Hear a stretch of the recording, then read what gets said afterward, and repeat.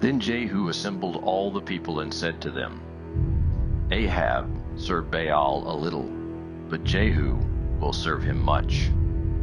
Now therefore call to me all the prophets of Baal, all his worshippers and all his priests. Let none be missing, for I have a great sacrifice to offer to Baal. Whoever is missing shall not live. But Jehu did it with cunning in order to destroy the worshippers of Baal. And Jehu ordered, Sanctify a solemn assembly for Baal. So they proclaimed it.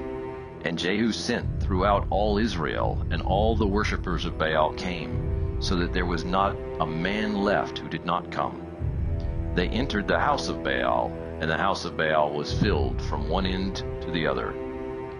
He said to them who was in charge of the wardrobe, Bring out the vestments for all the worshippers of Baal. So he brought out the vestments for them. Then Jehu went into the house of Baal with Jehonadab the son of Rechab, and he said to the worshippers of Baal, Search and see there is no servant of the Lord here among you, but only the worshippers of Baal. Then they went in to offer sacrifices and burnt offerings. Now Jehu had stationed 80 men outside, and said, The man who allows any of those whom I give into your hands to escape shall forfeit his life. So as soon as he had made an end of offering the burnt offering, Jehu said to the guard and to the officers, Go in and strike them down. Let not a man escape. So when they put them to the sword, the guard and the officers cast them out and went into the inner room of the house of Baal. And they brought out the pillar that was in the house of Baal and burned it. And they demolished the pillar of Baal and demolished the house of Baal and made it a latrine to this day. Thus Jehu wiped out Baal from Israel.